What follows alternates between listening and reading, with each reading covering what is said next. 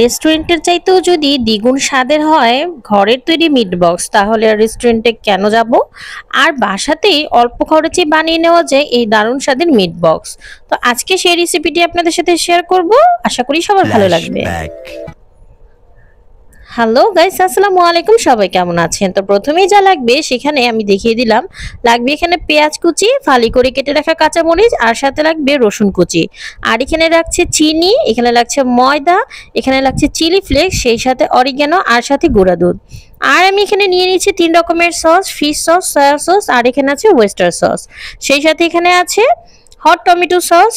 তো যাই হোক, আমি এখানে সবকিছু একবারে সবকিছু নিয়ে নিয়েছি, তাতে করে যাতে ঝামেলাটা কম হয়। আর এখানে আমার যে মূল উপাদান লাগবে সেটা হলো, আমি এখানে আমার পছন্দ মতো টুকরো করে কেটে নিয়েছি সসেস। এখানে ছিল মিট বল, সে সাথে ছিল মুরগির মাংস, আর সাথে ছিল এখানে আলু। তো আমি আমার পছন্দ মতো টুকরো করে নিয়েছি, আপনারা আপনাদের মতো করে নিবেন, সমস্যা নাই। তো যাই হোক, এখন আমরা রান্না বান্নাতে চলে যাই। তো প্রথমে আমি এখানে একটা ফ্রাই প্যান নিয়ে নিয়েছি, ফ্রাই প্যান হলে একটু ভালো হয়। তো যাই হোক, আমি ফ্রাই প্যানের মধ্যে এখানে একটু ভালো করে তেল দিয়ে নিলাম, কারণ আমাকে সবগুলো ভেজে নিতে হবে আগে। তো আমি এখানে প্রথমে সসেজের টুকরোগুলো দিয়ে দিলাম, আর এই সসেসগুলো খুব সুন্দর করে একটু হালকা হালকা ব্রাউনিশ করে ভেজে নিব। এটা কিন্তু কড়া ভাজা দেওয়া যাবে না, তাহলে কিন্তু মজা হবে না, এটার ভিতরে যে জুসিনেস সেটা কিন্তু চলে যাবে। তো এই যে দেখেন, আমার কিন্তু এটা মোটামুটি ভাজা হয়ে গেছে, আমি এখন উঠিয়ে নিচ্ছি। তো এই যে দেখতে পাচ্ছেন আমি উঠিয়ে নিচ্ছি, কারণ এর চাইতে বেশি যদি আমি ভাজতে যাই তাহলে কিন্তু সসেসগুলো অতিরিক্ত ভাজা হয়ে যাবে। তো আমি এখানে সসেসগুলো তুলে এরপরে দিয়ে দিব মিট বল। আর এই যে মিট বলগুলো ছিল চিকেন মিট বল, এই চিকেন মিট বলগুলো দিয়ে এগুলো আমি সসেজের মতো করে হালকা করে ভেজে নিব। তো এই যে দেখেন, আমার কিন্তু হালকা করে ভেজে নেওয়া হয়ে গেছে। তো এখন আমি এখানে মিট বলগুলো তুলে নিচ্ছি।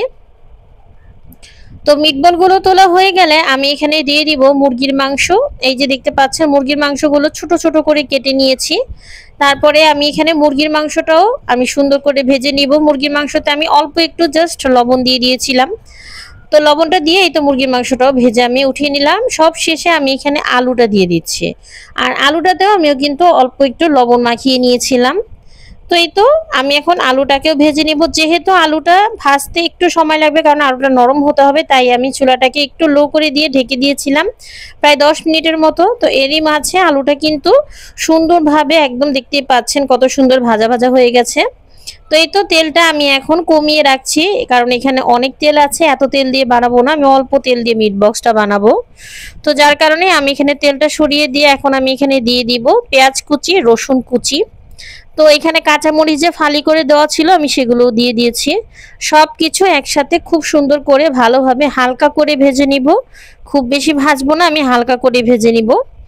তো এই তো দেখতে পাচ্ছেন, যখন এরকম একটু হালকা হালকা ভাজা হবে তখন আমি দিয়ে দিব এখানে ময়দা। অবশ্যই ময়দাটা দিবেন, আটা দিবেন না, ময়দাটাই দেওয়ার চেষ্টা করবেন। তো ময়দাটাও আমি কি করব, একটু হালকা করে ভেজে নিব।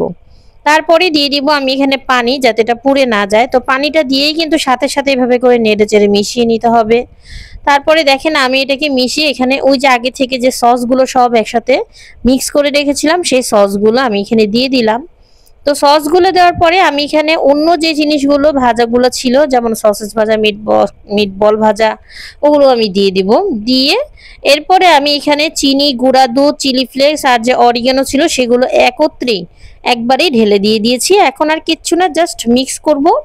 তো এই পর্যায়ে আমি চুলাটাকে বন্ধ করে দিব, কারণ এর চেয়ে বেশি যদি আমি এটা রান্না করি তাহলে কিন্তু মিট বক্সের যে জুসিনেস সেটা কিন্তু একদমই থাকবে না, খেতেও ভালো লাগবে না, দলা দলা হয়ে যেতে পারে। তো এই যে দেখেন, ফাইনালি আমার কিন্তু রান্না করা হয়েই গেছে। এই যে দেখেন, দেখতে কতটা লোভনীয় লাগছে, আর এটা খেতে রেস্টুরেন্টের চাইতেও দ্বিগুণ মজার হয়েছিল। আর রেস্টুরেন্টে একটা ছোট মিট বক্স নিতে গেলেও স্ট্রিট ফুডের দাম পড়ে 100 টাকা, আর একটু বড় সাইজের নিতে গেলে 200 থেকে 250 টাকা। তো চাইলে আপনারা এখানে নাগামরিচ দিয়ে আপনারা নাগা মিট বক্সও তৈরি করতে পারেন, কোনো ব্যাপার না। তো আমি তো আর কখনই রেস্টুরেন্টে গিয়ে খাবো না এই মিট বক্স, আমি সব সময় বাসাতেই বানিয়ে খাবো। কারণ বাসাতেই যদি এত মজার মিট বক্স তৈরি করা যায় এত অল্প সময়ের মধ্যে, তাহলে আর রেস্টুরেন্টে গিয়ে খাওয়ার কি দরকার, তাই না?